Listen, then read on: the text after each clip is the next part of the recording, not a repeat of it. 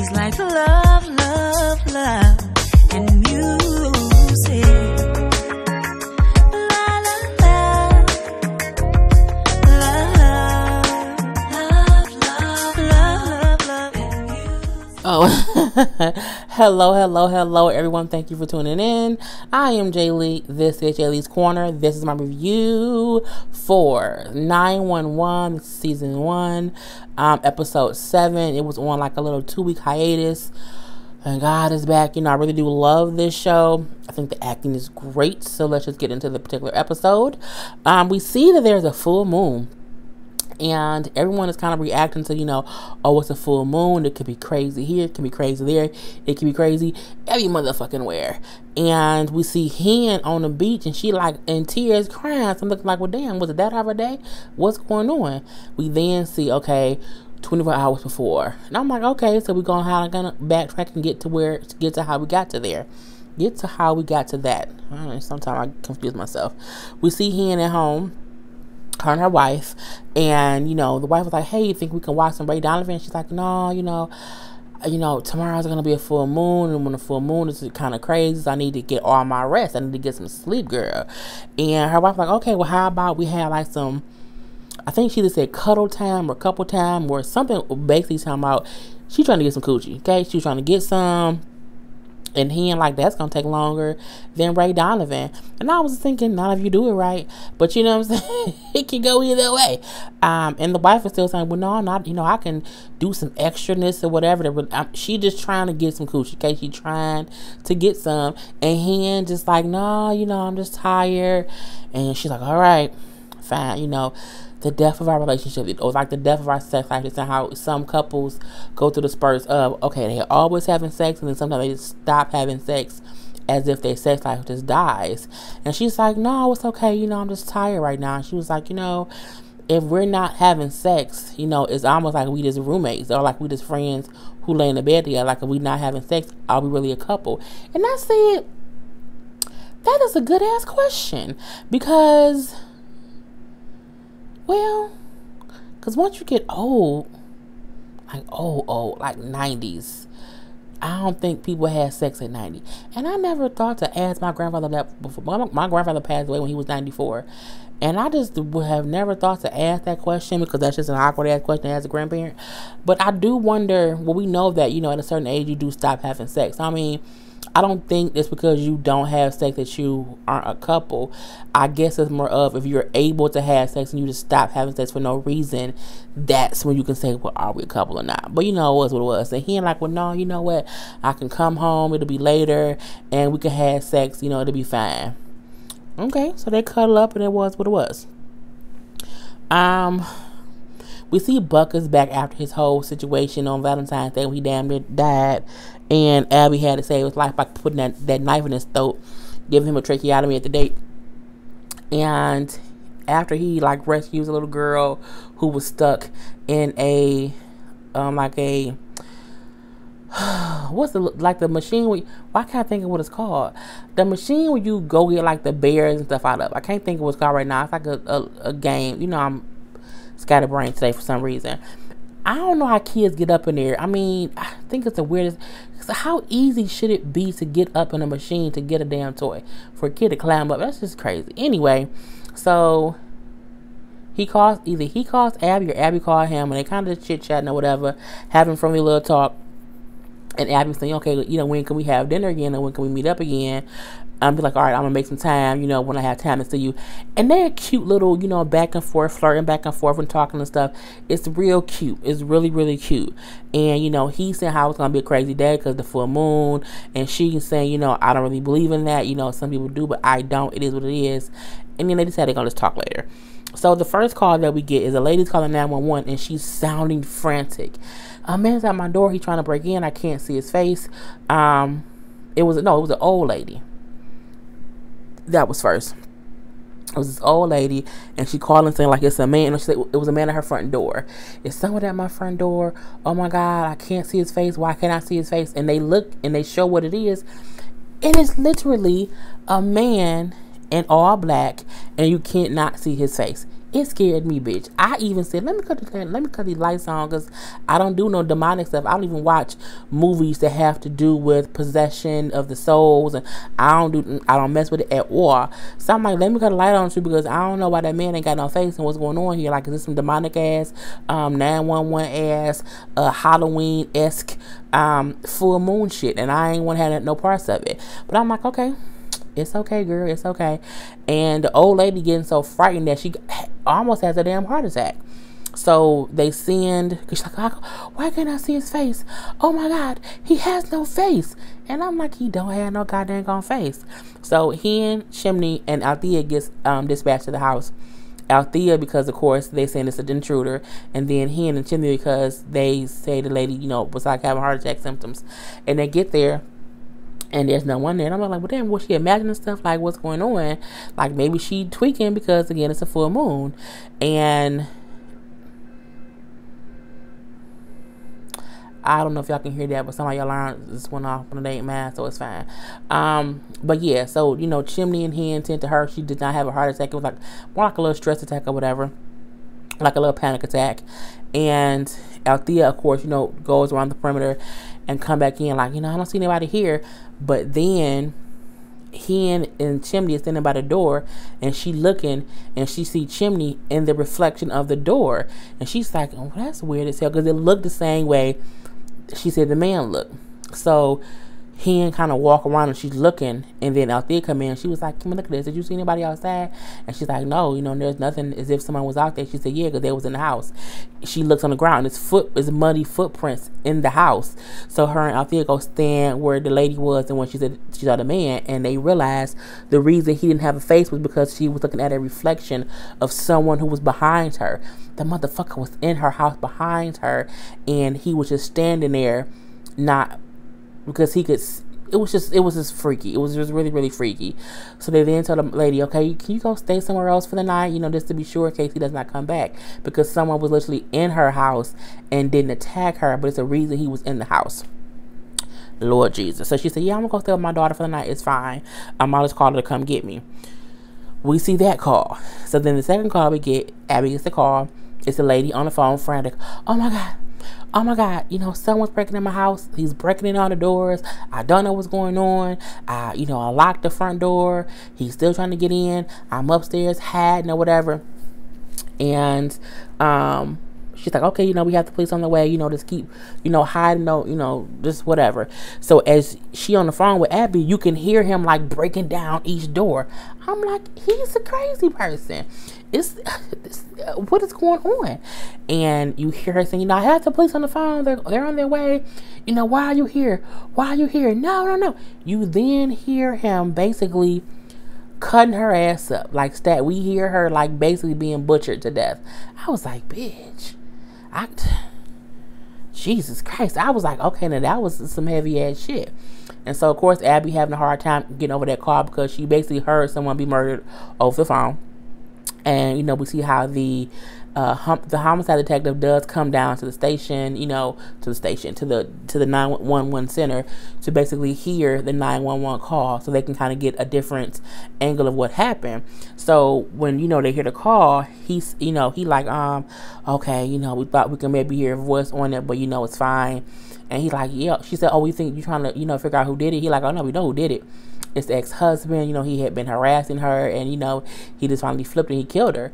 He said, but if we had his voice on the recording, it would be easier because he's not confessing. He's saying that he didn't do it, but we know it's him because he was harassing her.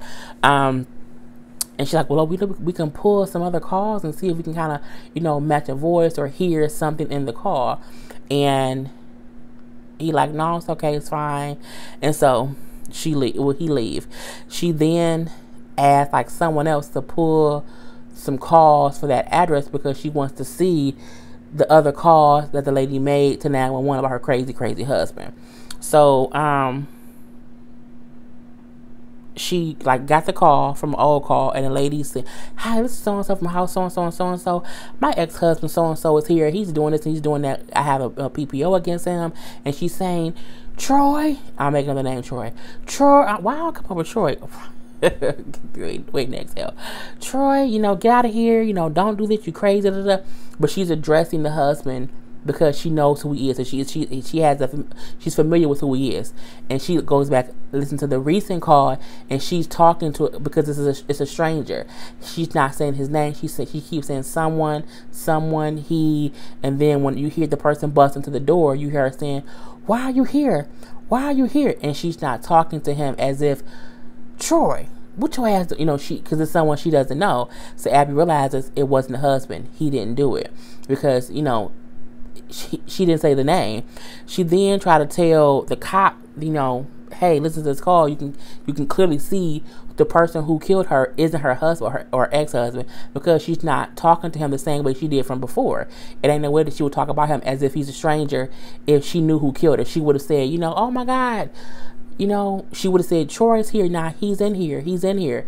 And so the cop was like, nah, whatever, we ain't gonna think about it.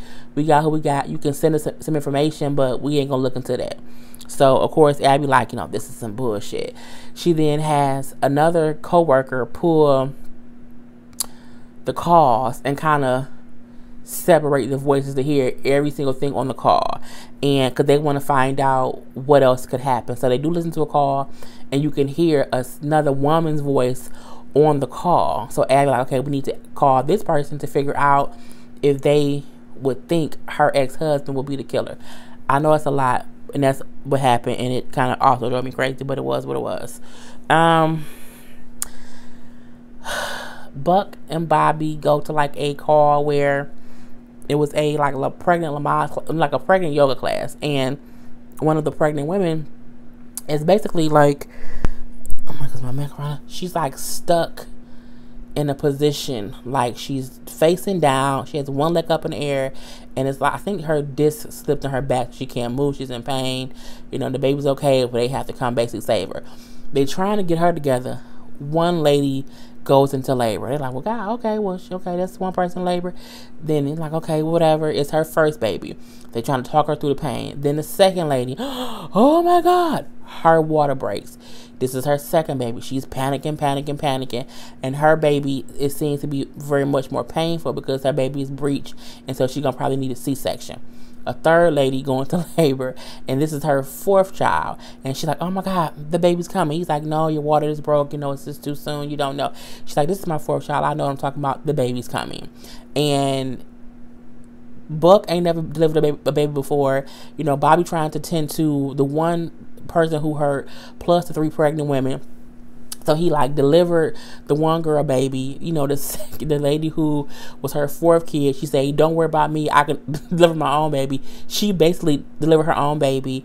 The lady who needed a C-section, the breech baby, they had to call now. It was just a lot going on. So they delivered 2 babies in the dang on Lamaze, the yoga class, and it was just a lot. It was a lot.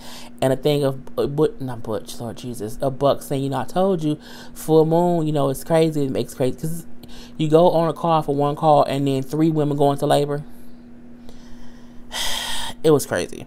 So then we see a call of someone saying, oh my God, get someone down here. I can't believe what this guy is doing. Hen, Chimney, and Athea go there. Again, it's them 3 together, the damn 3 amigos. And Hen and Chimney hear somebody screaming and yelling, so they run to him as Chimney did with the other person. And you see this person basically eating a person, like real live Walking Dead shit. And Althena and Hen what the fuck? Get off of him, let him go. So he look up, and when he looking at her, it's as if he see her with her eyes glowing as if she's an evil demon. And I'm like, well, what kind of drugs is he on that he's seeing people as demons? And is that why he eating them? Because it was craziness. And so she used her taser to shoot him, and his ass don't go down. She then shoots him twice in the chest. His ass still don't go down. She then said, fuck this shit, and she gave him a shot to the head. Sometimes you have to shoot them dead in the head when you try to give them the warning shots. And that's the proper way to police someone. When someone acting all crazy, you shoot them with the stun gun first. Okay, stun gun goes first. If that don't work, you give them 2 pow pow shots that are flesh wounds where it won't kill them, but it should subdue them. And then if they keep coming, then you shoot to kill. Okay, but you have to do the warnings first. Okay, you do stun gun, then 2 warning shots into the body, in the arm, maybe the leg, to subdue them. And when they don't stop, then I don't care, you shoot them in the head, because they, at that point in time, they ass ain't listening, they want to die. So she, of course, is nervous because she's like, oh my God, I can't believe I just did that or whatever. But she also like, I was not going to let that motherfucker eat my goddamn face. And I wouldn't either. Not at all. And my thing is, sometimes, as they say in The Walking Dead, you have to kill the brain, okay? When someone is going crazy and they won't stop, 2 to the head. Chitty chitty, bang bang. So we do see how the police want to talk to Athena to see if it was a justifiable kill and all that stuff. So we know about that, what's going to happen. We then see Hen get a phone call. And who the phone call from? Her goddamn ex. That lady who was in jail. Now she out of jail. Talking about, I'm out of jail. I got a little apartment. I got a little job at a law firm. I'm like, what law firm is out here hiring people from? But I think when I worked at the law firm back in my 20s, it was the guy who was in prison, and he started working there. And he worked in the file room.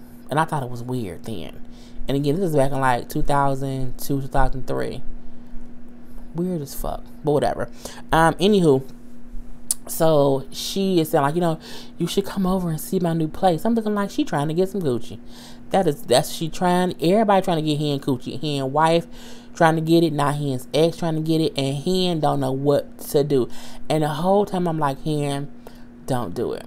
Don't give in to temptation. You had a whole ass wife at home. Just don't do it.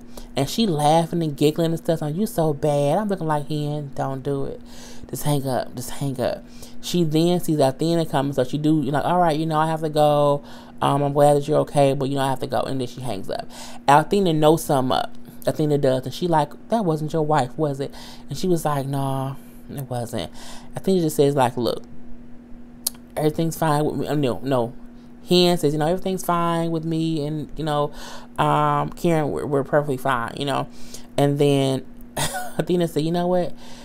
Everything was fine in my marriage too until the bomb went off. Meaning my marriage was cool until my husband told me he was gay.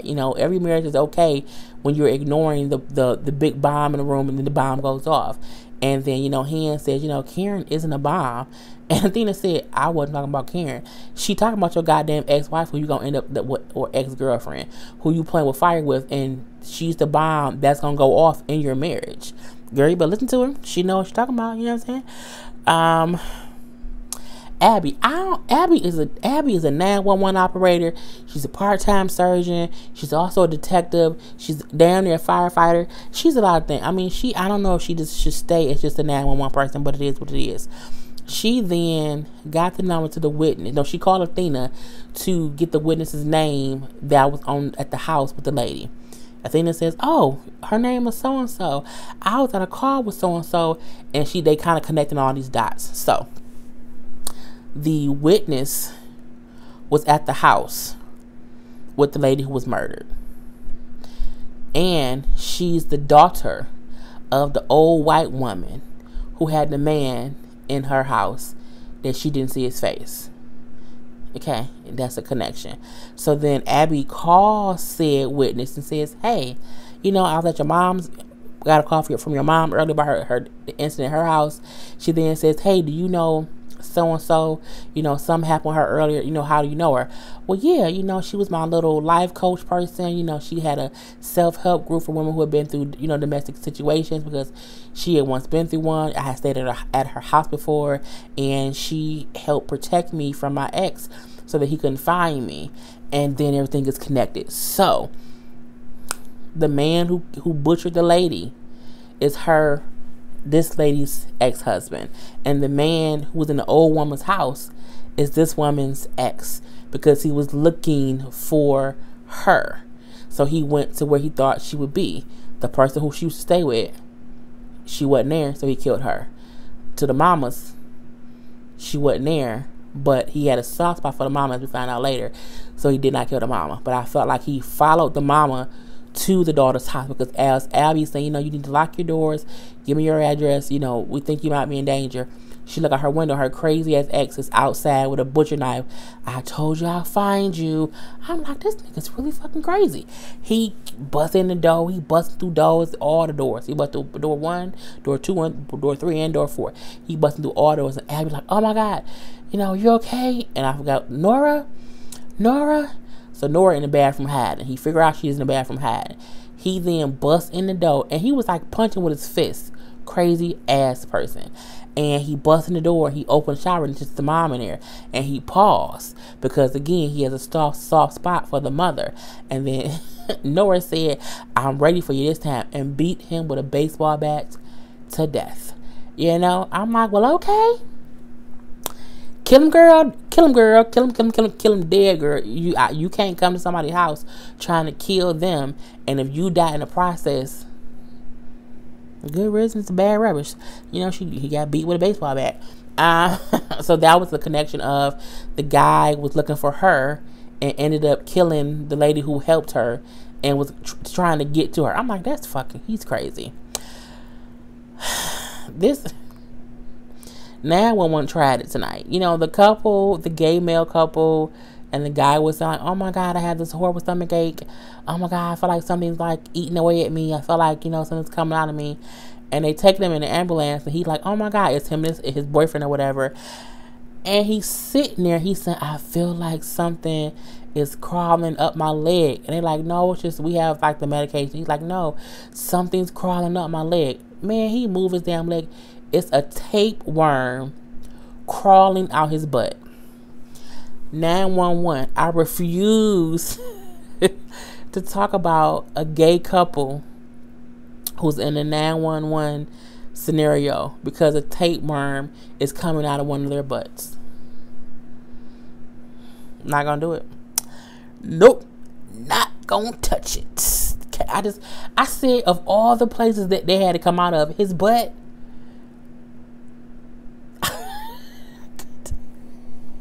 And it was a long tapeworm. It was about 6 inches. It was not 6 inches. See? It was about 6 feet long. And Bobby was scared to pull it out. So Buck had to pull it out. Buck pulling a 6-foot tapeworm out this man's ass. I believe it alone, because I'm not trying to touch that with a 10-foot pole or a 6-foot tapeworm. We then see him give in to temptation. Okay, she go and she see her ex, and they at the little door, which to me it did not seem like she lived in the hotel. I mean, to me it didn't seem like she lived in an apartment. It seemed like it was a hotel, but I'm not here to judge.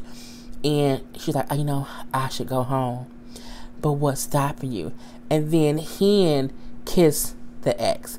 The ex didn't kiss her first. Hen kissed her. I'm like, Hen, you got a whole wife at home waiting for you. You got a whole wife at the crib, and you up here in these little streets thotting and bopping, messing with your damn ex who just got out of prison. Girl, what is wrong with you?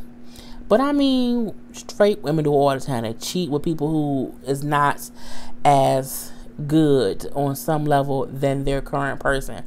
But I thought Hen was, I'm like, Hen, I was rooting for you, girl, and you up here cheating on Karen, Lord Jesus.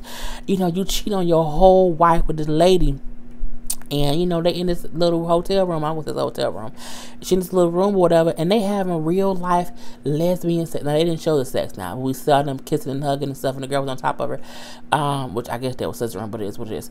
But yeah, I'm like, you cheated on your whole wife. And then at the end of it, now she on the beach looking out at the water, crying. Don't be crying now, because you actively went to that lady's hotel room. And you actively kissed her. And then went on.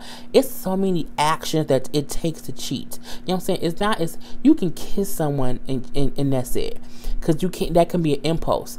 But when you kiss someone and then you continue to kiss them and then take your clothes off, and you know how you can't accidentally be a lesbian with someone. You can't accidentally scissor a bitch. You can't. It's just not. There are positions you have to get in to have lesbian sex, okay?